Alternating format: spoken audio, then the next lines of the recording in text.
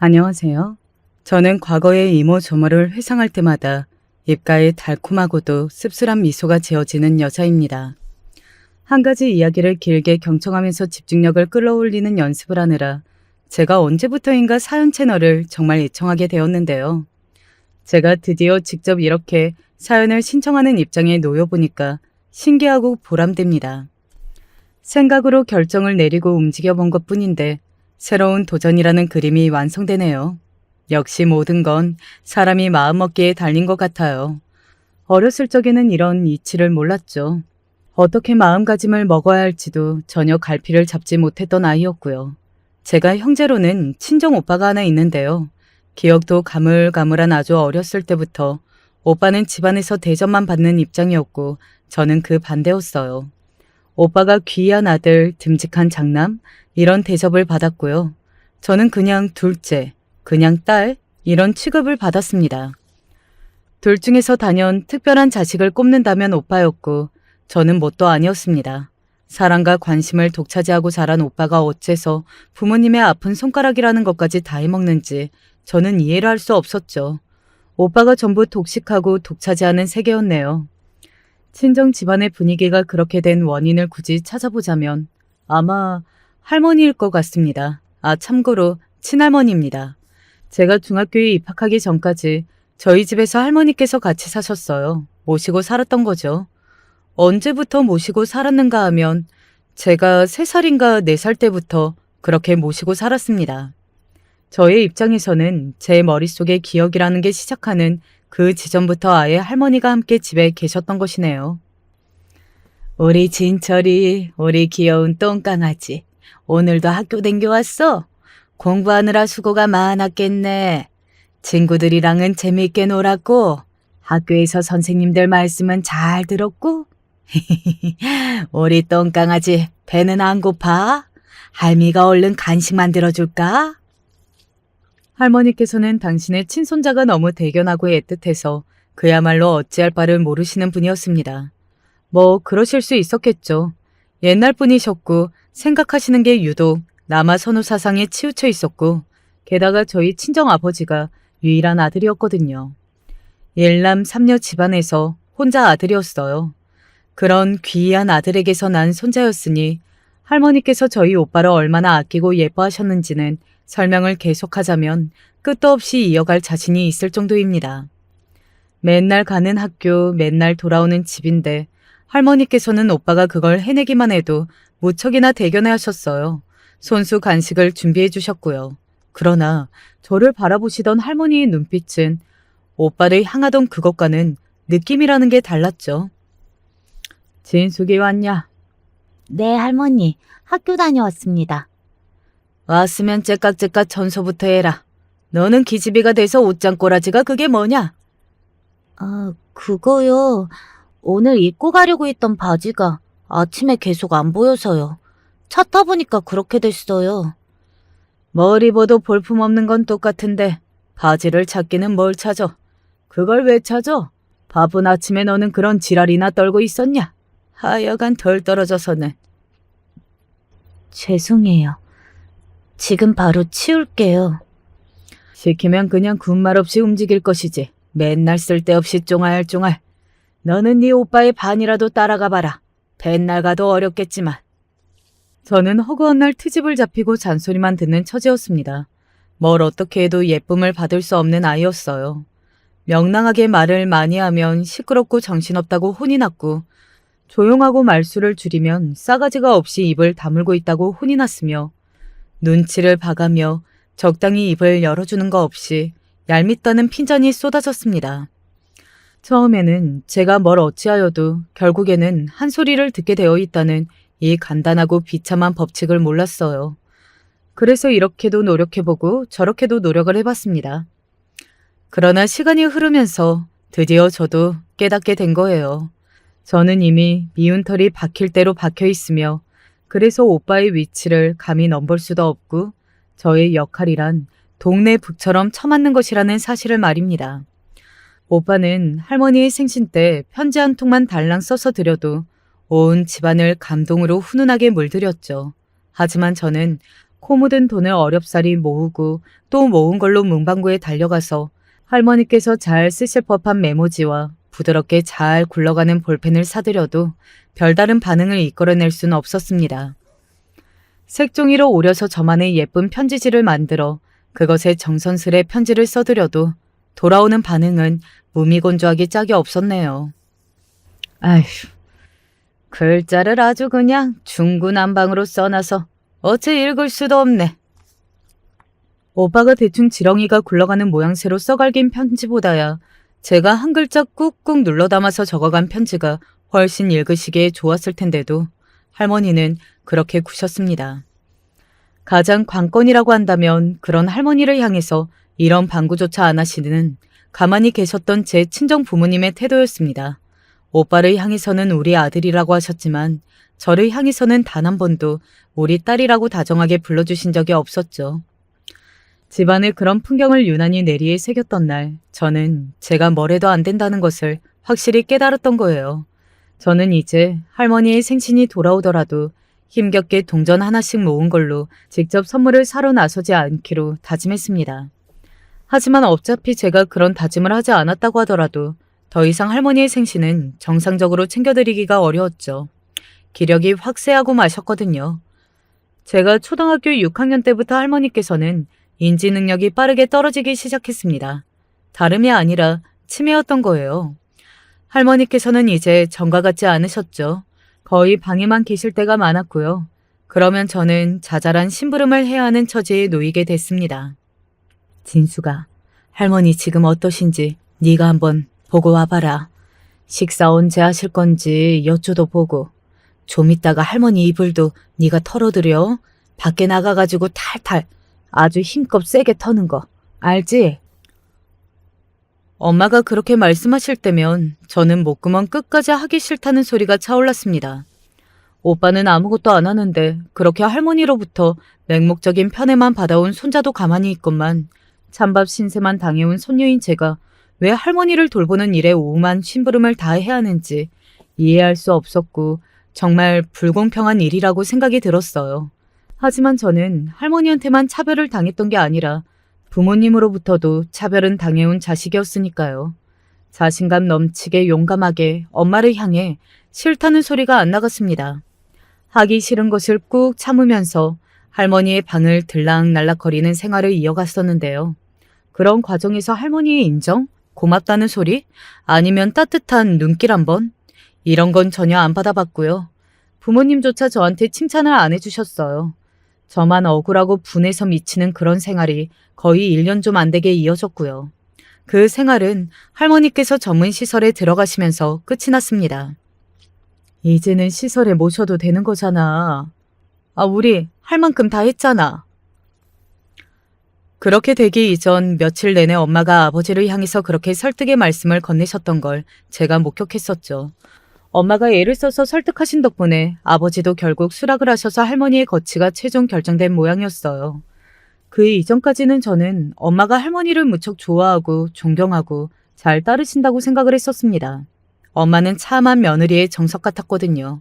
하지만 절대 겉만 봐서는 판단할 수 없는 게 사람의 속내라는 걸 그때 엄마의 태도를 보고 깨달았던 것 같아요.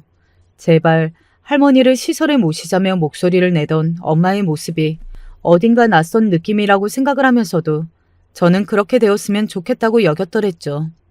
점점 더 성질이 괴팍해져 가시고 대소변을 가리는 게 어려워지시는 할머니의 모습에 제 숨이 턱턱 막히고 있었거든요. 그런 할머니를 책임지는 것은 엄마였으며 그 다음으로는 저였습니다. 그러니 할머니의 시설행을 제가 속으로 조용히 반길 수밖에 없었네요. 나이든 환자가 떠난 집은 부정할 수 없이 쾌적했습니다. 엄마는 어느새 이제야 좀 살맛이 나는 것 같다는 표정을 만면에 지으며 생활을 하고 계셨습니다. 아버지는 그냥 일 다니시느라 바빴고요.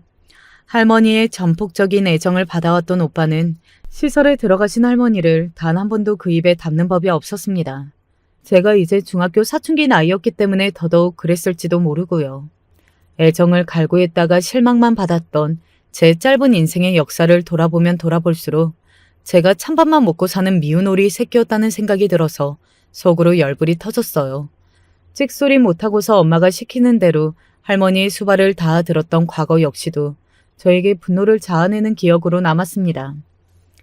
제 주변의 친구들이 하는 이야기를 들어보면 저마다 집에서 상처를 받고 억울한 일이 있었더라고요. 하지만 친구들과 제가 다른 점이 있다면 저는 끝내 집에서 아무도 저를 안 알아줬다는 것이었어요. 다른 친구들은 그래도 부모 형제와 가슴속 응어리를 함께 나누기라도 하는 것 같았는데 저는 그런 것도 없었습니다. 제가 너무 서글프고 화가 나서 점점 더 어두워지고 집에서도 은근히 삐딱하게 굴었는데요. 그런 저에게 아무도 관심을 기울여주지 않았어요. 가족들의 반응은 그저 제가 왜 저래? 라며 잠시 의문을 품는 게 끝이었습니다. 제 가슴 속에 뭉친 응어리를 들여다보려고 하지도 않으셨던 엄마는 저에게 할머니를 뵈러 같이 가자고 하셨어요. 왜 가야 돼요? 왜냐니, 진수가. 네 할머니야. 지금 내가 너한테 남의 집 할머니한테 가자고 그랬어? 네 친할머니를 뵈러 가자고 한 거야. 네가 그렇게 말을 하는 게 나는 도무지 믿어지지가 않는구나. 엄마 혼자 다녀오셔도 되잖아요. 얘가 왜 이럴까? 너 어렸을 때는 할머니를 잘 따르고 애교도 많이 부리고 그랬었잖아. 근데 머리 좀 컸다고 이러는 거야? 할머니가 아시면 보통 서운해하지 않으실걸? 할머니는 이제 저를 보셔도 제가 누군지 잘 모르실 텐데요. 서운해하지 않으실 거예요. 박진숙, 너 자꾸 쓸데없는 소리 하면서 사람 피곤하게 만들지 마. 잔말 말고 내일 할머니 뵈러 갈 준비나 해. 엄마는 갑자기 소리를 버럭 지르셨고 저를 향해서 자식 키워봐야 다 소용없다고 툴툴거리셨습니다. 살면서 항상 잔소리와 꾸중만 들어왔던 저였건만 어떤 것은 끝내 무뎌지지 않는가 보더라고요. 엄마의 짜증 가득한 눈빛을 마주한 순간 심장이 막 벌렁거렸습니다. 저는 기껏 한 줌 남은 성질을 내세우며 그럼 오빠는 같이 안 가도 되냐는 소리나 내뱉었을 뿐이었어요. 그러자 엄마는 오빠는 공부하느라 바쁜 귀하신 몸이라서 안 된다고 하였습니다. 안 귀하신 몸인 저나 엄마를 따라 나서는 수밖에 없었네요. 시설에 도착해서 누워 계신 할머니를 뵈니까 기분이 너무 이상했습니다. 다른 할머니들은 그림을 그리는 수업에 참석 중이셨는데 그곳에서 최연장자 축에도 안 끼는 것처럼 보이셨던 제 할머니는 겨우 앉아서 손만 움직이면 되는 수업인데도 참석을 못하고 계셨어요. 네가 누구더라? 저를 바라보시며 할머니께서 중얼거리셨을 때 저는 그게 서운하지가 않았습니다. 차라리 제가 누구인지 정확하게 기억을 해내지 못하시는 편이 나았어요. 저를 알아보셨다면 왜 어여쁜 손자 대신에 별로 보고 싶지 않은 손녀가 왔냐면서 안타까워하셨을 테니 말입니다. 저는 그 순간에 한 가지 더 깨달았는데 제 마음은 할머니가 너무나도 믿고 원망스럽고 싫지만 오빠보다 더 사랑받고 싶은 간절함이 그 싫은 마음보다 더 크게 남아있다는 걸 알았습니다. 사람의 마음이란 머리가 생각하는 것과 가슴이 움직이는 게 일치하지가 않는 것 같았어요. 할머니를 향해서 살갑게 이런저런 말씀을 붙여보려고 애를 쓰시던 엄마의 얼굴 역시 가만히 들여다보면 연민과 불편함과 갖가지 복잡한 감정들이 한데 엉겨붙어 있었죠. 저는 왜 엄마가 굳이 저를 함께 데려오려고 하셨는지 알듯만 싶었습니다. 돌아가시기 몇 주 전부터 갑자기 건강 상태가 크게 나빠지신 할머니께서는 결국 오래 못 버티시고 떠나셨죠. 저는 눈물이 나왔으나 많이 울지는 않았습니다. 반면에 엄마는 연신 손수건으로 당신의 눈가이며 볼을 문지르셨죠. 아버지는 비통함에 푹 젖은 모습이었습니다. 오빠는 그저 조용하게 있었는데 어딘가 머쓱한 눈치였고요. 저는 할머니께서 생전에 저희 집에서 지내셨던 그 나날이 갑자기 파도처럼 밀려와서 자꾸만 생각이 났고 여러 가지 의미를 담은 후회가 자꾸만 떠올라서 힘들었습니다. 할머니께 드리려고 종이접기를 하던 저의 어린 시절을 떠올릴 때면 저절로 눈시울이 뜨거워지기도 했습니다. 노란색을 좋아하셨기 때문에 그 색깔의 색종이만 골라서 어렵사리 꽃 모양을 접어댔었죠. 그런 기억들이 저도 모르게 떠올랐어요. 하지만 엄마는 후련하고 개운하다는 표정만 짓고 계셨어요. 평소에는 본 적도 없던 혼자서 콧노래를 흥얼거리시는 모습도 제가 몇 번이고 목격했고요. 저 스스로도 정의를 내릴 수 없는 복잡하고 우울한 기분, 감정들을 엄마에게 말씀드리고 함께 나누고 싶었죠. 딸이라면 그런 때 상담사로 엄마를 떠올리게 되어 있으니까요. 하지만 저는 진짜로 하고 싶은 말은 목구멍 끝까지 가득 차게 놔둘 뿐 밖으로 내뱉지 못하는 사람인 듯 하였습니다. 싫다는 소리를 차마 못 뱉었던 옛날처럼 제 안의 이야기를 차마 밖으로 못 꺼냈어요. 하도 차별을 당하고 눈치를 보는 게 습관이 되면서 제가 그렇게 작아지기만 한 모양이었습니다. 언감생심, 아버지에게 손을 뻗어볼 수도 없었죠. 할머니께서 돌아가신 이후 아버지는 친가의 유산 문제로 바빠 보였습니다. 고모들과도 많이 싸우셨고요. 내가 지금까지 어머니를 모셨으니까 그 재산은 당연히 내 몫이지. 다들 말이 되는 걸 우겨도 우겨야지. 당연히 내 앞으로 재산이 와야 하는 걸 가지고 어떻게 왈가왈부를 할 수가 있어? 다들 제정신이야? 작은 부동산 하나를 가지고 시끄럽게 됐습니다. 아버지의 주장은 당신이 할머니를 모셨을 때부터 고모들이 친가의 그 재산이 당신의 몫이 되는 걸 암묵적으로 동의했다는 것이었어요. 하지만 고모들이 지지 않고 발끈하셨죠. 귀한 아들이랍시고 옛날부터 혼자 많이 누리고 살았던 거 생각하면 부하가 치밀어. 저는 응당 아버지의 편을 들고 응원을 해야 하는 상황이 맞았으나 고모들이 화를 내시는 그 대목에 마음이 자동으로 울렁거리더라고요. 돌아가신 할머니께서는 당신의 자식들도 그렇게나 차별을 하셨으니 손주들도 차별을 이어서 하셨던 것이죠. 그냥 인생을 계속 그렇게 사신 분이었어요. 고모들의 가슴속에 맺힌 서름은 말도 못하는 정도인 듯 싶었습니다. 고모부들도 당연히 고모들에게 목소리를 보태셨고요. 그분들에게 할머니를 향한 그리움이나 애도 그런 것을 찾아보기는 어려웠습니다. 재산 문제로 시끄러운 동안 엄마는 오빠가 공부하는 것에 방해를 받을까봐 걱정이 된다고 하셨어요. 정성을 다해서 오빠의 수험 생활을 뒷바라지 하셨고요. 그래서인지 오빠는 대학도 꽤 잘 갔습니다. 대학을 잘 가서 신이 났는지 맨날 술이나 마시러 다니고 여자들을 만나는 거에만 관심이 있었어요. 자연스레 학점 관리는 개판이 되었고요. 처음 입학을 하고서 1학기가 끝날 때까지는 성적을 아시게 된 엄마가 원래 신입생은 그래도 된다면서 그저 웃어 넘기셨습니다. 하지만 다음 또 그 다음에도 학점이 전혀 관리가 안 되자 엄마도 드디어 열이 좀 받으신 모양이더라고요. 이게 다 우리 친철이한테 못된 기집애들이 많이 붙어서 그런 거야. 애가 뭘 알겠어. 여자들이 못되고 영악하게 구는데 속절없이 순진하게 끌려가는 거겠지.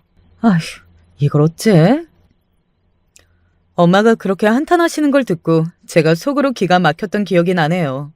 아들을 낳은 엄마들 중에서 꼭 이상하게 아들과 관련된 일에서는 이성적이지 못하고 무조건 우리 아들이 잘났으며 잘못이 없다고 생각하는 경우가 많은 것 같더라고요. 저희 엄마도 그러셨고요. 친할머니는 너무 당연해서 말을 할 필요도 없었고 이후에 제가 언급을 할 시어머니 또한 그러셨네요. 아무튼 그 무렵에 오빠는 아무렇게나 대학 생활을 하고 있었으나 별로 혼나지도 않았고 엄한 소리를 듣는 쪽은 도리어 저였습니다. 아버지가 저한테 남들에게 알리기 창피한 대학은 갈 생각도 하지 말라고 엄포를 놓으셨거든요. 부모 망신시키지 말라고 하는 소리를 듣고 제가 아니라 자식이 간 대학 간판에 관심이 있으신 것 같아서 더더욱 우울해지고 말았습니다. 친할머니께서 돌아가신 이후로 저는 내내 마음의 병을 앓고 있는 셈이었지만 그 상태는 낫지도 못한 채 그대로 방치가 되었습니다. 제가 오빠처럼 대학을 그렇게 잘 갈 수 있을 리가 없었죠. 반전 따위는 일어나지 않았고 그저 그런 보통의 대학에 합격을 했습니다. 그랬더니 부모님이 저한테 뭐라고 하셨던 줄 예상이 가시지요. 네가 돈을 내서 학교를 다니라고 딱 그렇게 말씀하셨습니다. 저 진짜 너무 서러워서 아예 대학을 안 다닐까 싶었어요. 고졸이어도 괜찮으니까 그냥 입학을 안 하겠다고 했더니 그제서야 못 이기는 척 등록금을 내주셨습니다. 그리고 몇 번이나 저에게 등록금을 내줬으니 고마운 줄 알고 열심히 공부해야 한다며 그 소리를 또 하고 또 하시면서 생색을 내셨어요. 오빠가 간 대학보다 제가 간 대학이 등록금도 훨씬 저렴했는데 말이죠. 공부에 대단한 재능은 없었고 미래에 대한 엄청난 계획이나 의욕도 없었던 저는 적당히 수업을 들으면서 대신 아르바이트를 열심히 하기로 했습니다. 돈이라도 벌자 싶었고 사회 경험을 쌓으면 제 자신에게 도움이 될 것만 같았어요. 사람들을 상대하는 순간은 거의 없고 매장의 안쪽 공간에서 간단한 조리와 정리만 하면 되는 일이었습니다. 성격이 좀 우중충했다 보니 교우 관계는 썩 활발하지 못했고 성적도 보통이었죠. 아르바이트 현장에서도 항상 있는 듯 없는 듯 그렇게 지냈습니다. 하지만 그런 저를 묵묵하게 일을 잘한다면서 관리자급이 좋게 봐줬던 거예요. 이렇게 꾀 한 번 안 부리고 일을 하는 거 쉽지 않은데 진숙이 네가 대단하구나. 저는 그냥 일만 했는데요. 그게 기본이지만 은근히 쉽지 않아. 같이 일하는 동료들한테 폐를 안 끼치면서 자기 몫을 꾸준히 완벽하게 해야 되는 거, 그거 어려운 거다. 너 혹시 졸업하면 여기서 직원으로 일을 할 생각은 없니? 그 이전에 방학 때는 혹시 지금보다 더 긴 시간으로 근무를 해줄 수 있을까? 저는 학기가 끝난 방학이라고 해서 딱히 놀러 다닐 친구도 마땅치 않았고 학원을 다닐 계획도 없었으므로 일단 알겠다고 대답을 드렸습니다. 제 운명이 그때 바뀌었던 것 같아요. 돈을 따박따박 벌면서 모으는 재미가 제 일상에 활력을 가져다 줬고요. 제 학비 제가 됐습니다. 그러면서 약간의 희열도 느껴지더라고요. 제 힘으로 뭔가를 이뤄나가는 게 이렇게 스스로에게 자신감을 불어넣어 줄 줄은 몰랐거든요. 아, 맞다. 진숙의 학기 등록금 내야 하는데. 어느 날 엄마가 문득 생각이 나셨다는 듯 그렇게 외치셨을 때 제가 코웃음을 쳤습니다. 이미 등록한 때가 언제인데 그걸 이제 말씀하세요? 뭐? 등록을 했다고? 네가 무슨 돈이 있어서? 신경 쓰지 마세요. 등록금 한번 내주는 걸로 오만생색 다 내시는 거. 제 입장에서는 너무 힘들었거든요. 이제는 빚을 지고 싶지가 않아요. 생색이라니 빚이라니. 너 지금 엄마 앞에서 말버릇이 그게 뭐야? 그러는 엄마는요? 엄마는 저한테 부모로서 말씀 잘하시고 행동 잘하셨나요? 뭐라고? 너 갑자기 미치기라도 했니? 엄마가 발끈하셔서 손을 번쩍 드셨습니다. 저를 때리기 위해 높이 올라간 손을 보면서 제가 그럼 그렇지 싶어서 씁쓸한 미소를 지었고 엄마는 얼른 손을 내리셨어요. 저기 미안하다. 홧김에 그런 건데 너를 때리려던 건 아니야. 저는 아무 대꾸 없이 돌아섰고 그 이후로 제가 먼저 입을 여는 경우는 없었습니다. 부모님도 오빠도 저의 이런 변화에 많이 당황하더라고요. 언제까지고 영원히 주눅이 들어서 눈치나 보면서 가족들에게 눌려 살고 그러면서 관심을 받고 싶어서 꼴이나 살랑거리는 그런 게 저의 모습이라고 여겼을 텐데 설마 제가 변할 줄은 몰랐나 봐요. 아르바이트하며 돈을 벌면서 저는 점점 더 제 안의 당당함을 찾아갔죠. 다음 학기도 또 알아서 해결하고 다녔더니 그때 엄마가 난생 처음으로 저에게 둘이서만 따로 밥을 먹자고 하시더니 돼지갈비를 사주셨어요. 고기를 구워주시면서 조용히 말씀을 이어가셨죠. 친할머니를 모시고 오래 사느라 스트레스를 너무 많이 받았는데 이걸 분출하면 당신만 손해일 것 같아서 꾹 참고 사느라 성격이 이렇게 되어버린 것 같다고 하셨습니다. 사실은 나도 잘할 때 많이 힘들었어. 외갓집이 못 사는 건 진숙이 너도 알잖아. 그치. 내가 어렸을 때는 사정이 훨씬 더 안 좋았어. 이 다음에 성인이 되면 그래도 멋지게 살 거라는 기대가 있었지. 봄나는 아가씨가 될 줄 알았고 결혼도 끝내주게 잘할 거라고 생각했었어. 내 인생에 대한 멋진 상상이 넘쳤다고나 할까? 그때는 젊고 어렸으니까. 그런데 결혼하니까 내 생각 같지가 않더라. 사실 결혼뿐만 아니라 사는 게 전부 내 생각처럼 안 됐지. 진숙이 너는 기억도 안 날 어렸을 때 할아버지가 돌아가신 건 알지? 그분이 그렇게나 괴팍하신 분이었어. 그래서 네 고모들이 할아버지 이야기만 나와도 학을 떼면서 질색을 하셨던 거야. 딸들은 학을 떼기라도 하지 외면이라도 하지. 나는 며느리라서 옴쌀딱싹 못했었다. 그분이 돌아가셨을 때 이제 숨 좀 쉬어보나 했는데 너도 알잖아. 돌아가신 네 할머니가 보통 분이 아니셨던 거. 할아버지한테 당하고 눌러 살았던 평생의 한을 이제부터 풀어보실 작정이었는지 아주 대단하게 굴기 시작하셨지. 나는 자연스레 꽉 눌러 살았어. 막연히 머릿속에서 예상 정도나 하고 있었던 이야기를 이렇게 엄마의 입을 통해서 직접 듣게 되니까 기분이 정말로 묘했습니다. 이런 기분을 어떻게 해야 할지를 몰라서 제가 한숨이나 슬쩍 쉬고 있으니까 엄마가 머뭇거리시더니 드디어 이런 말씀을 해주셨습니다. 내가 미안했다. 내가 부족한 엄마였어. 진숙이 네가 서운해하고 섭섭해할 만했는데 그런 너를 내가 엄마로서 몰라줬던 것 같아.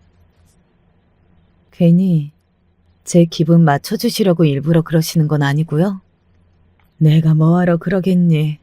기분 맞춰주려고 가짜로 행동하는 건 네 할머니 계실 때 그랬던 걸로도 충분히 좋게. 내가 정말 눈치 보느라 바쁜 며느리였지. 네가 등한시 되는 걸 알면서도 은근히 동조했던 것 같아. 너는 순하고 애가 착하니까 그래도 되는 줄 알았어. 네 오빠는 어렸을 때부터 성질이 좀 있었잖니. 너도 알겠지만 근데 너는 안 그러니까 좀 부족하게 대해줘도 괜찮을 거라고 생각했나 봐. 오빠가 성질이 좀 있었던 건 하도 집에서 오냐오냐 하니까 그렇게 된 거였겠죠. 저는 차별당하고 자꾸 꾸중만 들으니까 자연스레 눈치만 보고 억눌리는 성격이 된 거였고요. 이제는 더 이상 그런 성격이 아니라는 생각이 스스로 들더군요. 할 말을 하고 있었으니까요. 엄마는 조금 놀란 표정을 지으시더니 눈물을 훔치셨습니다. 거듭 미안하다고 하시는 것에 저는 알겠다는 대답을 내놓은 게 전부였죠. 그 후로 얼마 안 지나서 정말 이상한 일이 있었어요. 제 꿈에 돌아가신 할머니께서 나오신 거예요. 힘든 얼굴로 누워 계셨습니다. 네가 없어서 나를 뒤집어줄 사람이 없구나. 너 빨리 와서 나 좀 만져다오. 이러다가 내 등이 다 썩겠다. 얼른 나를 옆으로 눕혀놔. 저를 발견하시고는 다짜고짜 소리를 크게 지르셨어요. 저는 영문을 모른 채로 다가갔고 할머니께서 성질을 거듭 부리시는 것에 어느새 그 몸을 뒤집어드릴 채비를 하고 있었습니다. 대체 언제쯤이면 할머니 앞에서 싫어요 라는 의사표현이 분명하게 나올 수 있을까요? 싶어서 씁쓸한 미소가 지어졌죠. 그런데 왠지 두 번 다시는 할머니를 이렇게 마주할 수 있을 것 같지가 않아서 정성스런 손길로 몸을 옆으로 눕혀드렸습니다. 그러자 시원하다며 웃으셨어요. 네가 나한테 이렇게 해줬으니 나도 똑같이 뒤집어주마. 그렇게 말씀하셨고 제가 이해가 안 돼서 어리둥절했죠. 치매 때문에 저러시나 했습니다. 그런 생각을 하면서 눈을 떴는데 방금 그게 꿈이었다는 걸 깨닫자마자 이상한 예감이 들었어요. 할머니께서 누워 계셨던 미지의 공간이 그게 마치 땅이라는 생각이 든 겁니다. 정확히는 할머니께서 돌아가신 뒤에 남은 그 땅, 부동산 말입니다. 현재 그 재산이 어떻게 됐는지 궁금해져서 엄마한테 여쭈어 보았더니 아직도 지지부진하게 고모들과 대치 중이라는 걸 알게 되었어요. 그 순간 저도 모르게 입이 이렇게 열렸습니다. 그냥 그 값어치만큼 고모들한테 현금으로 주시는 거 어때요? 아이고, 집 거덜낼 일이니? 왜요? 그게 사실 돈이 얼마 되지도 않는다면서요. 지금까지 오르지도 않았고요. 다들 자존심 때문에 그러는 거죠. 저는 고모들이 왜 그러시는지 알아요. 할머니께서 돌아가시던 그때까지 저한테 다정하게 굴어주신 적이 없었어요. 오빠가 할머니한테 뭘 잘해드렸나요? 아무것도 없었죠. 하지만 돌아가시기 전에 마지막으로 의식이 조금 괜찮으셨을 때도 오빠만 찾으셨지. 저는 안 찾으셨어요. 제 심정이 고모들의 심정인 거죠. 엄마가 할머니를 모셨으니까 고모들이 엄마만큼 고생은 안 하신 것 같지만 옛날에 집에서 차별당하시고 학교도 못 가시고 공장에 가시고 그러셨던 거 생각하면 너무 힘든 과거가 있는 거예요. 할머니께서 돌아가시던 그날까지도 아들이 최고라고 하셨고 딸들은 그냥 있는 자식들이라고 하셨어요. 이미 그분은 돌아가셨고 고모들의 가슴에 맺힌 걸 따질 수도 없게 됐죠. 남은 흔적은 재산뿐이에요. 그것마저 아무것도 못 가지시면 고모들은 할머니한테 영영 부정당하는 자식들이 되는 것만 같아서 그게 견디실 수 없는 거예요. 그러니까 그 땅의 값만큼 돈을 받으신다면 금세 납득하시고 물러나실 거예요. 상징적인 게 고모들한테는 중요한 거니까요. 엄마는 내용 자체보다도 제 입에서 그런 말들이 청산유수처럼 나왔다는 것에 더 놀라신 듯 보였고 당신이 아버지를 설득하시겠다고 하였습니다. 아버지는 의외로 엄마의 설득에 오래 안 버티시고 넘어가셨죠. 여태 이 문제 때문에 피곤했는데 이쯤에서 그냥 정리를 해버리고 싶다는 마음이 드셨다고 하면서요. 아버지는 고모들을 향해 앞으로 그 땅의 값이 오를 전망이 있다고 생각하는 사람은 없을 거라고 생각을 한다고 하시며 값을 치고 돈을 나눠주겠다고 하셨습니다. 대신 그 땅은 앞으로 그 누구의 이견도 없이 아버지의 것이었고요. 고모들도 이 문제를 끝내고 싶으셨는지 모두가 동의하셨습니다. 그거 솔직히 대단한 쓸모도 없어. 기적이라도 일어나지 않는 이상 값도 안 오를 게 뻔해. 차라리 돈을 받아서 그걸로 얼른 뭐라도 하는 게 낫지. 고모들은 그렇게 아버지로부터 돈을 받으셨습니다. 막상 그렇게 하시고 나니까 아버지는 오만 생각이 다 드셨는지 그 땅을 아예 정리를 해버리려고 하셨고요. 근데 제가 말렸어요. 그냥 들고 계세요. 그거 판돈이 당장 없어도 사는 데는 문제 없잖아요. 여태 들고 계셨으니 그냥 앞으로도 들고 계세요. 아버지는 탐탁치 않으셨으나 저는 제 돈을 알아서 벌고 생활하고 있었기 때문에 저한테 함부로 말씀을 못 하셨을 뿐더러 되게 미안해하고 계셨어요. 아야, 내가 우리 딸한테 미안해서라도 그 말을 따라야지. 그 땅 그냥 들고 있어야겠어. 아버지가 그런 결정을 내리셨을 때 저는 태어나서 왠지 처음으로 의미가 있는 자식으로 여겨진 것 같아서 또 한 번 기분이 이상해졌습니다.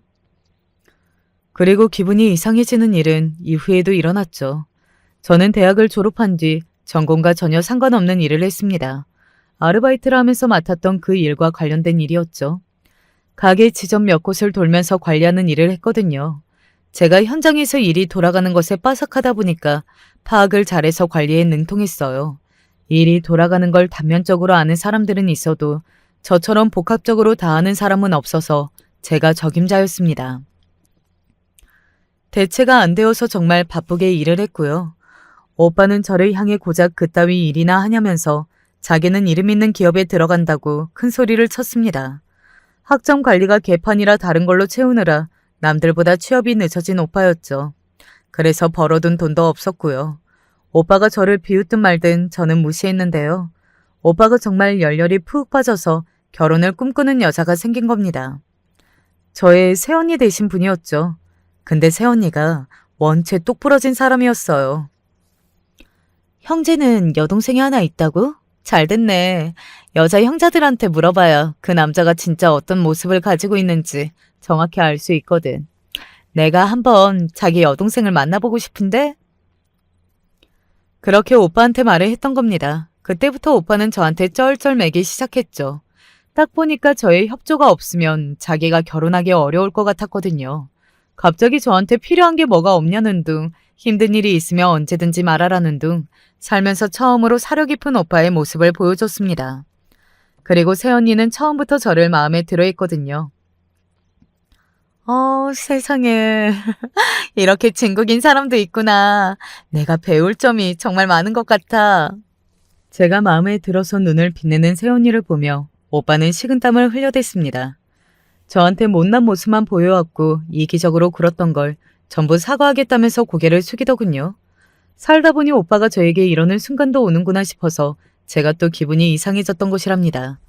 그토록 가족들의 인정을 바라던 때에는 인정을 받기가 어려웠는데 제 자신을 마주하고 당당해지고 나니까 모두가 제 눈치를 보기 시작했다는 게 정말 희한한 것 같았어요. 그리고 정말 놀라운 일은 그 땅 말입니다. 값이 확 올랐어요. 그 일대가 개발 확정이 났거든요. 수지 맞은 것이었죠. 모두가 깜짝 놀랐고 저에게 공을 돌렸습니다. 미래를 보기라도 했냐면서 신기하길래 제가 고민하다가 할머니의 꿈을 꿨던 그 이야기를 해드렸어요. 그러자 엄마가 말씀하시기를 할머니께서 뒤늦게 저에게 사과를 하시고 저에게 잘해주고 싶으셔서 꿈에서 그리 알려주신 것 같다고 하셨습니다. 그런 소리를 듣자마자 가슴이 쿵 울리더군요. 할머니께서 돌아가신 게 너무 슬프고 가슴이 아팠지만 저를 별로 안 좋아해 주셨던 분이었기에 제가 그렇게나 슬퍼하는 것이 맞는가? 혼자만 계속 비참해지는 현상은 아닌가 싶어서 혼자 고민도 했었거든요. 그런데 이제서야 해답을 찾고 개운해진 느낌이 들었습니다. 너무 행복하고 기쁘다. 이제 우리 진숙이 시집갈 때 제대로 면이 서겠구나. 특히나 엄마가 그렇게 말씀을 해주셔서 제 가슴이 막 뜨거워졌습니다. 다른 것보다도 그냥 돈이 생기자마자 저를 거론해 주셨다는 게 너무 좋고 행복했어요. 제가 결혼을 할 것까지 미리 내다보고 계신다는 점도 괜히 막 설렜고요. 저는 소심하고 유약한 면이 분명히 있었으나 한편으로는 확실히 대쪽 같은 기질도 있었어요. 대학에 들어가자마자 아르바이트 활동에 더 집중을 했고 그쪽 계통으로 일자리를 잡아서 한 우물을 파온 것만 보아도 남들이 뭐라고 하든 제 의지를 어쨌든 관찰시키는 기본적인 배짱이나 끈기는 있는 듯 싶었습니다. 나이를 먹어가면서 생기는 장점 한 가지가 저 스스로가 어떤 사람인지 여유를 가지고 들여다볼 수 있게 된다는 점이더라고요. 솔직히 결혼 생활에 대한 환상이 별로 없었습니다. 제 성격상 분명히 저에게 관심과 애정을 많이 주는 상대여야만 안심을 하고 마음을 놓을 게 분명했죠. 그런 상대를 찾아서 결혼까지 한다는 게 쉬운 일일까 싶었어요. 하지만 벌어진 일은 벌어지고야 만다는 듯 하늘이 저에게 그렇게 알려주듯 신기하게도 남편을 만났습니다. 남들이라면 별로라고 생각했을지도 모르는 그런 조건을 보면서 저는 남편과 결혼하고 싶어졌어요. 그게 뭔가 하면 남편이 사남매였습니다.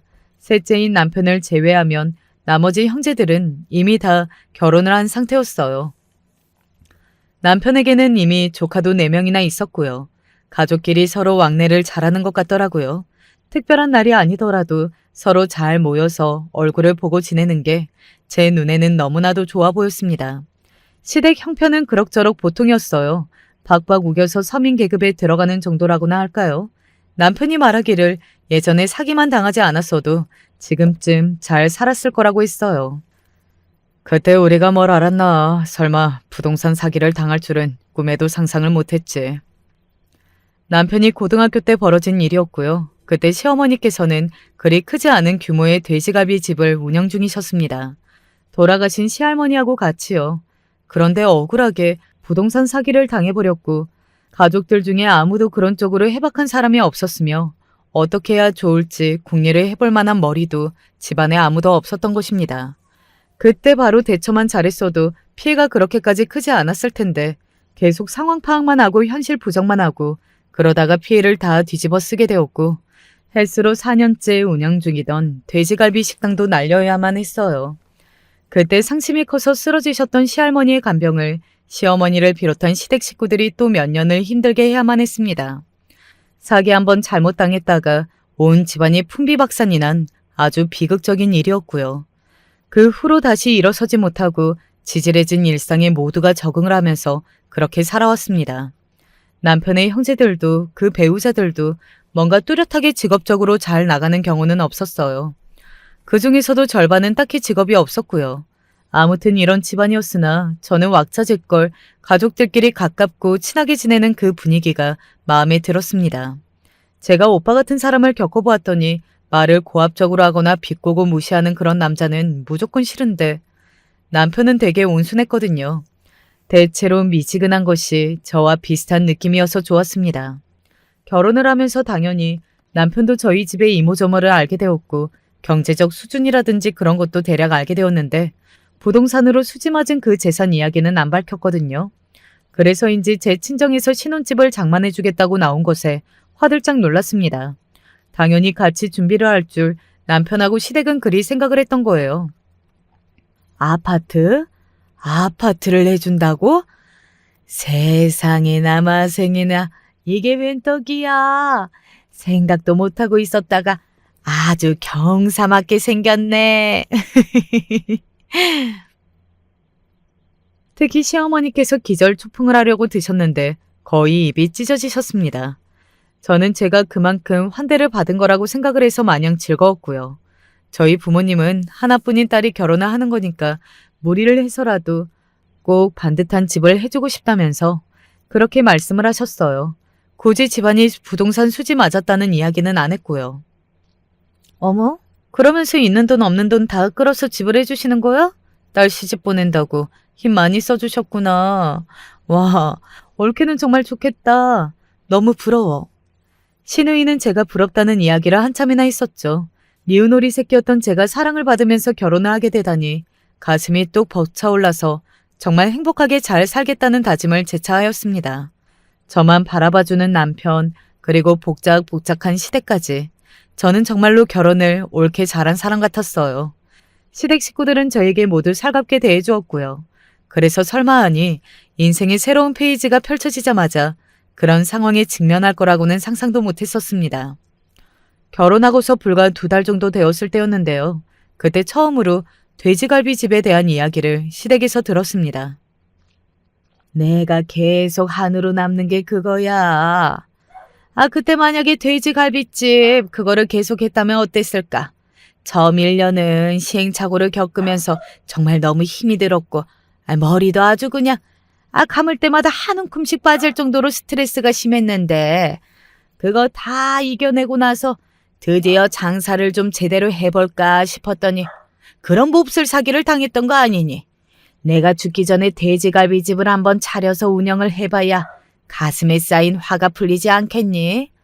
너희 생각은 어떠니? 다 같이 거실에 둘러앉아서 TV를 틀어놓고 평안한 분위기에 있었어요.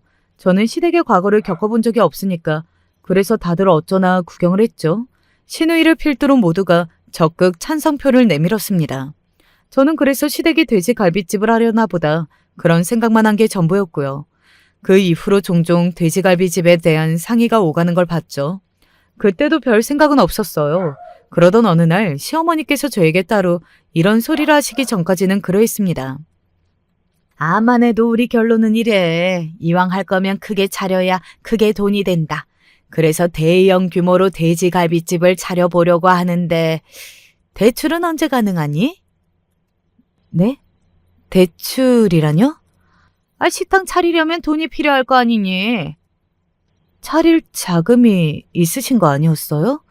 그래서 계획을 하신 줄로만 알았는데요.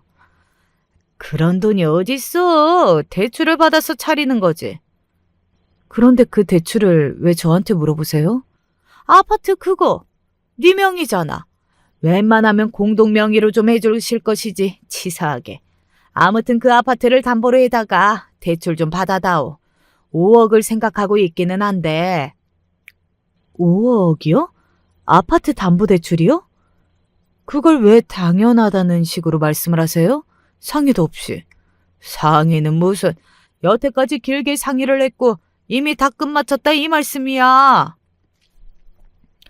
그런 상의를 한 적도 없다고 하니까 시댁 식구들끼리 이미 심도 깊은 상의를 마친 거라고 하시더라고요. 기가 막혔죠. 자기네들끼리 상의를 다 해놓고 저한테 통보만 하면 그게 진행될 거라고 믿었다는 게 어이가 없었습니다. 이제 한 가족인데 못해줄 게 뭐가 있냐면서 그러시길래 아무리 그래도 이건 아닌 것 같다고 솔직히 말씀을 드렸어요. 그러니까 확 짜증을 내시더라고요. 누가 공짜로 해달래? 그러면 대가로 뭘 주시려고요? 돈 크게 쓸게 2배. 식당 대박 나면 2배로 갚아주마. 됐지? 이제 불만 없지? 아니 그게 식당이 잘 될지 안 될지도 모르는데 제가 뭘 믿고서 그걸 좋아해야 하나요? 저 불만 많습니다. 그래서 죄송한데 대출 못 해드려요. 뭐야? 이미 다 얘기 끝났는데 너 하나 협조 안 해서 전부 어그러져도 된다는 거니? 그건 제 사정이 아니죠. 저 스스로도 놀랐습니다. 가족 중심으로 뭉치는 것에 환상이 있는 저였고 시댁이 잘 보이고만 싶었는데 차갑게 선이 그어지더라고요. 그리고 더 놀라운 일이 벌어졌죠. 시어머니께서 제 뺨을 치신 겁니다. 너 잘 생각해. 너 때문에 우리 집안이 온통 피해를 보게 됐잖아. 때리고 나서 당황하시기는커녕 소리를 크게 지르시는 모습에 저는 그 순간 오만정이 다 떨어졌습니다. 다음에 다시 이야기하자면서 일단은 시어머니를 돌려보냈고 남편과 저녁에 따로 대화를 나눠봤어요. 자기 가족들이 그런 작당을 한 거 다 알고 있었더라고요. 저한테 왜 언지를 안 해줬냐고 물었더니 어려운 주제라서 꺼내기가 민망했다고 합니다. 시어머니께서 저한테 그런 태도를 요구하시는 거, 제 뺨을 치신 거 다 이야기를 했는데 남편의 반응은 미적지근하였어요. 당신이 이해를 해주면 안 될까? 우리 엄마 너무 고생 많이 하신 분이야. 그래서 대출을 받아달라고? 당신한테 피해가 오는 것도 아니잖아. 그냥 좀 해주라. 이미 떨어질 정을 남편이 박살까지 내더군요. 이런 결혼 생활을 앞으로 수십 년을 할 거라고 생각하니 눈앞이 아찔했습니다. 당장 이혼을 결정 내렸고요. 작정을 하고 나서는 일부러 녹음을 다 하면서 시어머니와 대화를 나누었습니다. 저에게 불리한 요구를 하시는 것, 제 뺨을 치셨던 것, 그런 내용들이 다 담겼고요. 그리고 저는 아주 긍정적으로 대출을 생각해보겠다고 하면서 시간을 끌었습니다. 제가 여간 호구가 아니라는 생각을 했던 것인지 그 후로 시댁 식구들이 비로소 모든 경계를 풀고 진짜 민낯을 드러내더군요. 저는 아무 생각 없이 시댁을 자주 드나드는 순종적인 며느리인 척을 하면서 이모저모를 다 수집하였습니다. 그리고 남편에게 이혼 선언을 했죠. 그러자 웬 이혼이냐면서 펄쩍 뛰더군요. 그럼 돼지갈비 식당은 그거 차리는 거는? 당신은 그게 지금 중요해? 이런 남자라는 걸 모르고 결혼한 내 자신이 한심해질 지경이야. 당신과 이혼을 해낼 증거라면 차고 넘쳐. 그러니까 지저분해지기 전에 그냥 바로 나랑 이혼해주는 게 당신한테 나은 선택일 거야. 남편은 울고불고 하면서 자기 가족들에게 달려갔습니다. 일을 어쩌면 좋냐고 상의하러 간 거겠죠. 그렇게 찌질한 남자인 줄 결혼 전에는 미처 몰랐네요. 시댁 사람들이 저보고 별별 욕을 다 하면서 가만 안 두겠다고 했는데 별 수 있나요? 제가 유리했던 것을요. 결국은 남편이 저와 순순히 이혼을 해주는 수밖에 없었습니다. 아주 똥 밟았구나. 아파트 해오는 며느리라니 이게 웬 횡재인가 했더니 그게 아니라 똥 밟은 거였다니. 시어머니께서 분개하셨는데 아직 그러시기에는 많이 일렀죠. 하루가 멀다 하고 서로 모여들어서 사는 그 집구석 이제 파탄이 날 때였거든요. 시어머니께서 당신의 사위를 살벌하게 흉을 보신 내용을 저는 아주 선명한 음질로 가지고 있었습니다. 그 파일 망설임 없이 시누이하고 시매부한테 보내주었어요. 그리고 남편이 자기 조카들이 원래도 싫었는데 커가는 거 보니까 이제는 소름이 다 끼친다고 하면서 자기는 조카들 때문에 애들이 싫어진 경우이고 그래서 이세를 갖는 것도 망설여진다고 그런 토로를 몇 번씩이나 했던 그 내용 역시도 친절하게 다 보내주었습니다. 그런 건 약과였고요. 시동생이 시누이 욕을 하면서 사망보험금 수혜자를 나로에 해놓고 누나가 죽었으면 좋겠다. 그게 내 소원이다. 이렇게 말을 한 것도 있었습니다. 겉으로 보기에는 아웅다웅하며 왁자지껄할 줄 알았던 집안이 사실은 골마 있었던 거예요. 완전히 썩어 있었고 저라는 제3자로 인하여 그게 다 드러났습니다. 시어머니께서는 뒷목 잡고 쓰러지셨고요. 제가 알게 된 후문으로는 그 가족들끼리 서로 대판 싸우고 난리도 아니어서 결국은 서로에게 등을 돌렸더라고요. 반면에 저희 가족은 오히려 제 이혼 사건을 지나온 후 더욱 끈끈해졌어요. 왜냐하면 아무도 저를 비난하거나 나무라기는커녕 고생했다고 하면서 저 대신에 그 시댁 사람들 욕을 시원하게 해줬거든요. 드디어 가족 안에서 미숙한 감정들을 정리해내고 우울해 있던 과거의 제 모습을 당당하게 마주하게 된 저는 이제 더 이상 그 어떤 것에도 얽매이지 않게 됐답니다. 안녕하세요. 사연을 듣고 하루를 시작하는 애청자입니다. 제가 그를 몰라 며느리의 도움으로 제 이야기를 해보려고 합니다. 늙은 이 나이에 제게 기적 같은 일이 찾아왔거든요. 모두들 제 이야기 들으시고 좋은 기운 받아가셨으면 좋겠습니다. 옛날 사람이라 배운 것도 없고 할 줄 아는 거라고는 시골에서 농사를 짓는 것이 전부였습니다. 힘들게 벌어먹고 살면서도 오남매 자식들 다 키워서 자기 밥벌이는 제대로 할 수 있도록 만들었어요. 애들 업어 키워가면 농사 짓고 끼니 때는 아궁이불 떼가지고 밥 짓고 아주 그냥 몸이 10개라도 힘들 정도였지만 그래도 어찌저찌 사람이 살다 보니까 어떻게든 사라지더라고요. 저 같은 노인네들은 다 알겠지만 그때는 자식 다 장성하게 키워서 자기 몫은 자기가 다 할 줄 알게 만들어 놓고 사는 게 유일한 낙이지 않습니까? 살면서 참 말도 많고 탈도 많았지만 그래도 그 많은 자식들이 다들 큰 사건이나 사고 없이 자라줘서 지금 돌이켜봐도 자식놈들한테는 참 고마운 게 많습니다. 그런데 애들 다 키워놨으니 이제는 영감이랑 서로 기대서 관짝 들어갈 때까지 미우나 고우나 함께 살 일만 남았다고 생각을 했는데 몇 년 전 영감이 저를 두고 일찍 먼저 저 세상에 가버렸습니다.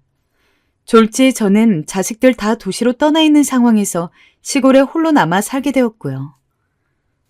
어머니, 아버지도 돌아가셨는데 혼자 시골에 계시지 말고 저희랑 같이 경기도에 올라와서 함께 살아요.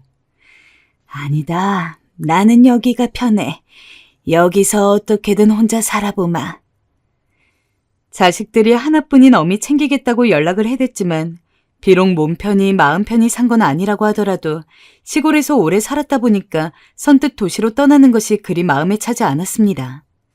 그래서 영감이 떠난 뒤로도 한동안은 혼자 시골에서 자식들이 주는 용돈 좀 받으면서 적적할 때마다 텃밭을 키우며 살았습니다. 근데 사는 게 참 그럽디다. 영감이랑 무슨 죽고 못 사는 사이도 아니었고 워낙 무뚝뚝하고 꼬장꼬장한 양반인지라 싸웠던 때가 더 많은데 그래도 남편이었다고 밤만 되면 옆에서 드르렁 드르렁 코 골던 사람이 없다는 게 마음이 너무 아프더라고요. 솔직히 꼴 보기 싫어서 살아있을 적에는 저나 영감이나 서로 에이, 저승사자는 저런 양반 안 데려가고 뭐하는 거라. 내가 할 말을 하고 앉아있네, 저 옆엔 내가.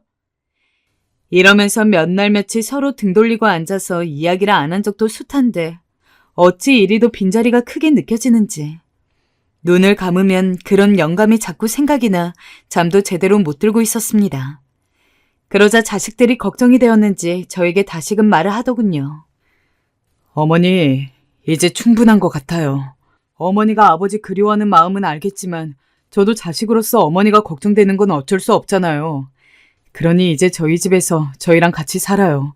동생들한테도 이야기를 해봤는데 동생들도 어머니가 여기 올라와서 사셔야 자기들도 마음이 편할 것 같대요. 네? 아휴, 근데 괜히 나 때문에 며느리 고생하는 거 아니냐? 에이, 어머니, 아내도 다 허락한 일이에요. 어머니만 짐 챙겨서 내려와 주시길 기다리고 있어요. 경기도 쪽에 살고 있는 자식들 성화도 있고 저도 처음에야 마음먹었지만 기껏 혼자서 살아보니까 제 생각보다도 더 서럽고 서글프고 외로워서 대뜸 남편 노부모 하나 떠맡게 된 큰며느리한테는 미안하지만 큰아들이건 전하의 마음을 단단하게 먹고 시골 살림을 정리해서 경기도로 올라갔습니다. 그래도 다행히 큰며느리가 워낙 싹싹하고 착해가지고 눈칫밥 한 번 안 먹고 아들네 집에서 편하게 지냈습니다. 그리고 평소에는 명절 때나 생일이나 간신히 볼 수 있던 손주 녀석들도 같이 있으니 혼자 있을 때 적적함도 금방 사라지더군요. 며느리 바쁘면 제가 손주들도 봐주고. 며느리만 셋이 있지만 그 중에서도 첫째 며느리가 저한테 가장 살갑게 대해주는 며느리였습니다. 힘들게 키운 자식이긴 하지만 첫째 아들이랑 며느리를 비교하면 내심 며느리가 아깝다는 생각이 들 정도였죠. 시골에서만 오래 살아와가지고 아는 것도 없고 촌스러운 시어머니라서 서울에서 고운 옷만 입고 똑똑하고 우아한 친정집에서 자란 며느리에게는 제가 부끄러웠을 법도 한데 며느리는 언제나 밖에 나갈 일이 있으면 제 팔짱을 끼고 꼭 친딸처럼 어머님, 어머님 하며 이야기를 했습니다. 어쩔 때 보면 친딸보다도 더 애교가 많았죠. 한창 큰아들 집에서 살 때 제가 무릎이 좀 안 좋아가지고 골골거리던 때가 있었는데 병원에서 무릎 아프다고 오히려 집에만 있으면 더 약해진다고 하더라고요. 하루에 10분에서 30분 정도 천천히 걸어주는 게 좋다는 이야기를 들었는데 그걸 알게 된 며느리가 자기 시간 날 때마다 저를 데리고 함께 산책을 나가기 시작했었습니다.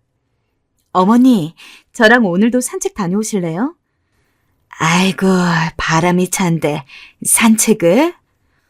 어머니 그럼 무릎 더 안 좋아지세요. 힘들더라도 걸으셔야 해요. 그래서 그날도 며느리 팔짱을 끼고 밖으로 향했어요. 나간 김에 시장도 들르고 평소 며느리가 딸기를 좋아하는데 딸기도 한 바구니 사고 양손 무겁게 해서 집으로 오고 있는데 저랑 비슷한 또래로 보이는 할머니가 횡단보도 근처에서 나무를 잔뜩 늘어놓고 팔고 있었습니다. 평소 자주 지나다니지만 나무를 파는 사람이 있는 건 한 번도 못 봐서 저도 모르게 유심히 지켜보고 있는데 허리는 무슨 잔뜩 구부러져서 영 행색이 좋지 않은 것을 보니까 참 나이도 나이지만 저 시골에 살 때 고생하던 게 생각이 나서 남일 같지가 않더라고요. 아가야, 우리 저 할망구한테서 나물을 좀 사가자꾸나. 너도 그렇고 다른 애들도 나물 반찬 좋아하잖니. 요샌 나물이 영 싱싱한 게 없어가지고 안 만들었는데 저 할망구 보니까 오랜만에 반찬 좀 만들어 봐야겠구나. 네, 좋아요, 어머니.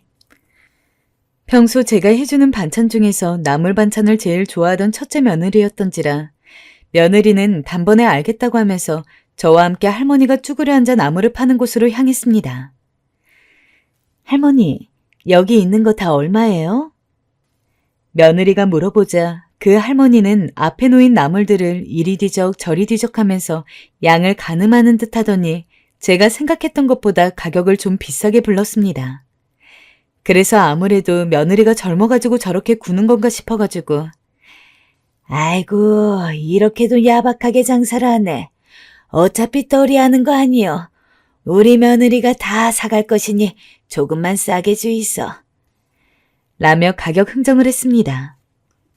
이 정도가 마지노선이다 아니다 더 싸게 해달라 서로 막 이야기를 하다가 어찌저찌 둘 다 납득이 갈 만한 가격의 합의를 보고서 그 할머니가 검은 비닐 봉다리에 나물을 담아주는 걸 가만히 보고 있는데 문득 그 할머니 얼굴에 눈길이 갔습니다.